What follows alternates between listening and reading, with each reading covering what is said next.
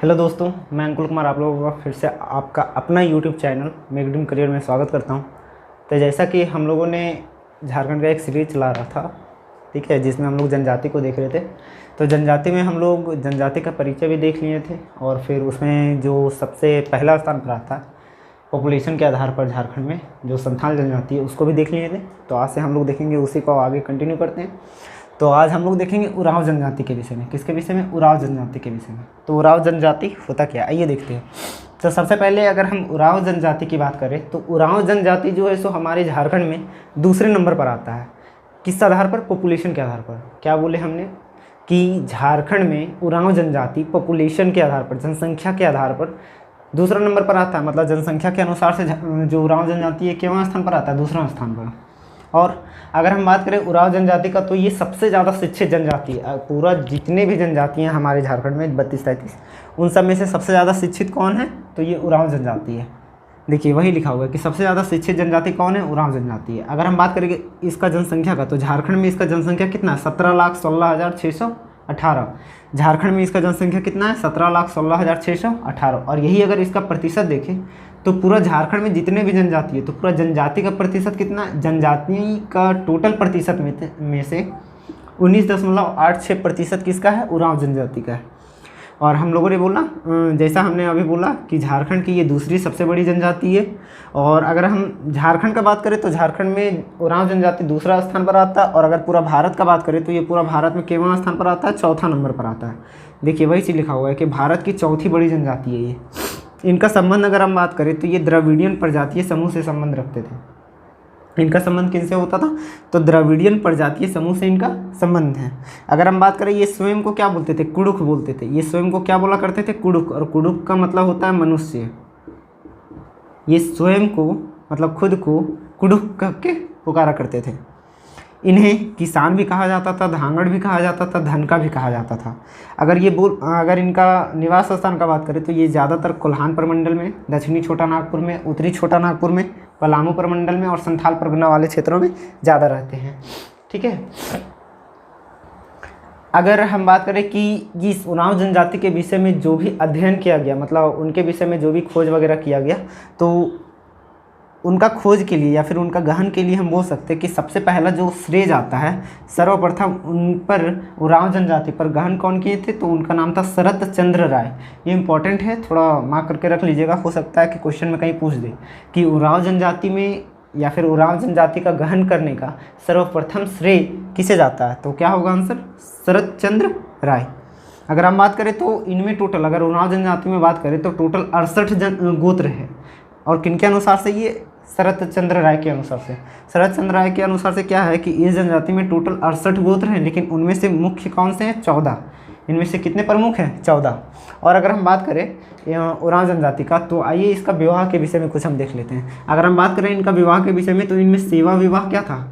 प्रचलित था। सेवा विवाह यानी कि जैसे होता है ना कि अगर कोई वर है, अगर किसी वधू से शादी कर रहा है, मतलब कोई लड़का अगर जिस लड़की से शादी कर रहा है तो वो सेवा विवाह में ये होता था कि वो लड़का जो है सो लड़की का घर जाकर उसका माता पिता का जाके कुछ दिन सेवा करेगा, ठीक है, उसके बाद फिर वो पुनः अपना घर आएगा। और यही सेवा जो करने का प्रथा है यही सेवा विवाह में है। ठीक है।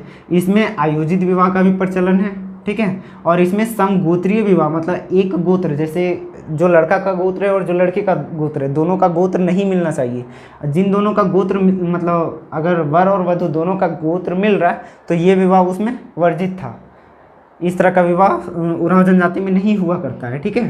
तो समगोत्रीय विवाह और बाल विवाह, मतलब जब कम उम्र में बच्चों की शादी कर दी जाती है तो समगोत्रीय विवाह और बाल विवाह इसमें प्रचलन नहीं है। उरांव जनजाति में क्या बोला कि समगोत्रीय विवाह और बाल विवाह प्रचलित नहीं है। इसमें अगर हम बात करें तो सहिया का प्रचलन है। सहिया का प्रचलन मीन्स होता है ना कि जैसे दोस्त लगाना, तो जैसे सहिया में मेनली होता क्या है कि दो अलग अलग जगह की औरतें क्या करती हैं, आपस में जाके फ्रेंडशिप करती है, दोस्त बनाना जिसको बोलते हैं। ठीक है। तो आपस में फ्रेंडशिप करती है और ये 3 वर्ष पर एक बार लगता था। कितना बार? जो भी सहिया का प्रचलन था वो 3 साल में एक बार लगाया जाता था। जब भी धान बोने का सीजन आता था ना, धान लगाने का, उस समय वो भी 3 साल में एक बार। उस समय क्या होता था, ये सहिया लगाया जाता था। अगर हम बात करें इनका संपत्ति पर, तो इनका संपत्ति का अधिकार केवल और केवल पुरुषों का होता था। जो भी मतलब संपत्ति होता था माता पिता का, उन पर केवल और केवल पुरुषों का अधिकार हुआ करता था। इनमें महिलाओं का अधिकार नहीं हुआ करता था। इसमें अगर हम बात करें युवाग्रह, तो युवाग्रह को धूमकुड़िया बोलते हैं। क्या बोलते हैं? धूमकुड़िया। युवाग्रह का चर्चा हम पिछले वीडियो में कर चुके हैं, ठीक है। इसमें ग्राम प्रधान को क्या बोलते हैं? महतो बोलते हैं। ग्राम प्रधान को महतो बोलते हैं। इसमें पंचायत का भी प्रचलन है। पंचायत को क्या बोला जाता है? इस उरांव जनजाति में पंचोरा बोला जाता है, जहाँ पर पंचायतें वगैरह होती है। मतलब क्या बोलते हैं, कोई भी विवाद वगैरह को लेके पंचायत में जाके जहाँ फैसला वगैरह किया जाता है, उसी को उरांव जनजाति में क्या बोलते हैं? पंचोरा बोलते हैं। इसमें एक नाच का भी मैदान हुआ करता है। नाच का मैदान को क्या बोलते हैं? अखाड़ा बोलते हैं। बहुत सारे जनजातियों में देखिएगा कि जहाँ पर पंचायत वगैरह होता है, जहाँ पर फैसला वगैरह हुआ करता है, उसे अखाड़ा भी बोलते हैं। पूजा स्थल को भी बहुत सारे जनजाति में अखाड़ा बोलते हैं, ठीक है। और यहाँ पर इस उरांव जनजाति में नाच का जो मैदान होता था उसे क्या बोलते थे? अखाड़ा बोलते थे। इसमें धार्मिक प्रधान को पाहन बोलते थे। धार्मिक प्रधान को क्या बोलते थे? पाहन बोलते हैं।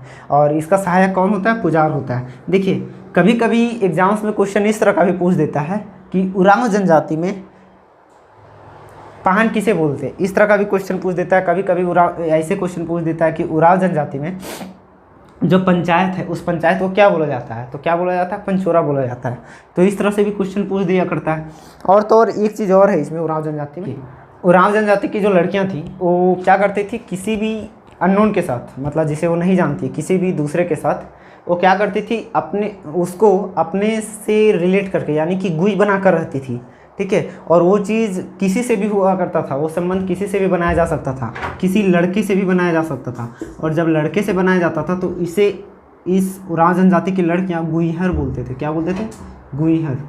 और यही गुईहर जो है सो स्पेशली जरूरी नहीं है कि किसी एक को स्पेसिफिक बनाएंगे। हो सकता है कि मतलब कोई लड़का भी हो सकता है और उस लड़के को क्या बोला करते थे? गुईहर। और ये जरूरी नहीं है कि इनके बीच अगर मित्रता है तो इनमें विवाह होना जरूरी है। ये जरूरी नहीं है कि इनमें विवाह होगा ही, हो सकता है मतलब ऐसा भी होता है कि इसमें सिर्फ और सिर्फ फ्रेंडशिप ही रहे, मतलब दोनों में दोस्त ही बन के रहें और हमेशा जीवन भर दोस्त बन के रह सकते थे, ठीक है। अब इसे रफ करते हैं और आगे देखते हैं क्या होता है ऊपर वाला। तो आइए अपना लेक्चर को कंटिन्यू करते हैं। तो सबसे पहले हम लोगों ने बात किया उरांव जनजाति के विषय में। आइए आगे बढ़ते हैं। तो देखिए, इनमें जो त्योहारों के टाइम में जो पुरुषों के द्वारा कपड़ा पहना जाता था उन्हें करेया बोलते थे। क्या बोलते थे? करेया। और जो महिलाओं के द्वारा पहना जाता था उन्हें खनरिया बोलते थे। देखिए, ये चीज़ याद रखना पड़ेगा आप लोगों को। एक तो पुरुषों द्वारा पहना जाने वाला कपड़ा त्योहारों में करेया, और महिलाओं के द्वारा पहना जाने वाला कपड़ा या फिर वस्त्र खनरिया बोलते थे उसे। और ये जो वंश चलता था इसमें वो पितृ सत्तात्मक चलता था, मतलब पितृय वंश चलता था, ठीक है। और इसमें बैसाख के टाइम में देखिए, इसमें कुछ शिकार भी किया जाता था। क्या किया जाता था? कुछ अलग अलग प्रकार के शिकार भी किए जाते थे, ठीक है। तो इनमें जो बैसाख के टाइम में जो शिकार किया जाता था उसे विषु सेंद्रा बोलते थे। फागुन के टाइम में जो किया जाता था उसे फागु सेंद्रा बोलते थे। और वर्षा ऋतु के प्रारंभ में, मतलब वर्षा ऋतु शुरू होने से पहले जो शिकार किया जाता था उसे जेठ शिकार बोला जाता था। क्या बोला जाता था? जेठ शिकार। और तो और देखिए अगर इसमें, तो इसमें वर्ष का जो प्रारंभ होता था, उरांव जनजाति में वर्ष का प्रारंभ कब होता था? नवंबर दिसंबर में। और ये नवंबर दिसंबर यानी कि धान को काटने के समय, मतलब धान का काटने के बाद, धान की कटाई के बाद क्या होता था इसमें? मतलब वर्ष का प्रारंभ हुआ करता था। और अगर हम बात करें इनमें प्रमुख त्यौहार का, तो इनमें प्रमुख त्यौहार जो थे वो कर्मा था, सरहुल था, जतरा था, और इसी प्रकार से बहुत सारे और सारे त्यौहार थे। इनमें जो भोजन किया जाता था वो मुख्य रूप से फसल, चावल और जंगली पक्षी को अपना भोजन बनाया जाता था। इनमें प्रमुख पेय जो था वो क्या था? हंडिया था, ठीक है। और ये इनका प्रिय पेय था, मतलब काफ़ी ज़्यादा लगन से, हर्षोल्लास के साथ इन्हें ये पीते थे। अगर बात करें इनका प्रमुख देवता, तो इनका प्रमुख देवता को धर्मेश या फिर धर्मी बोलते थे, या फिर बोला जाता है। और अगर हम इनका कुछ और अन्य प्रमुख देवता का बात करें तो इनमें पहाड़ देवता होते हैं जिन्हें मरांग गुरु बोलते हैं, ग्राम देवता होते हैं जिन्हें ठाकुर देव बोलते हैं, सीमान देवता को ढेवार, और कुल देवता को पूर्वजात्मा बोलते हैं। क्या बोलते हैं? पूर्वजात्मा। अगर बात करें फसल रोपने के टाइम में एक पूजा किया जाता है उरांव जनजाति में, और उस पूजा को हम बोलते हैं भेलवा पूजा। कौन सा पूजा? भेलवा पूजा। ये कब किया जाता है? फसल बोने से पहले। अगर हम बात करें गांव का कल्याण के विषय में भी एक पूजा किया जाता है ताकि गांव के लोग अच्छे से रहे, गांव सुरक्षित रहे, उसके लिए एक पूजा किया जाता था जिस पूजा का नाम है गौरैया पूजा। क्या होता है? गौरैया पूजा। और ये वर्ष में एक बार होता है, वर्ष में एक बार। ठीक है, और इसका कुछ पॉइंट्स बच गया है, देख लेते हैं हम लोग।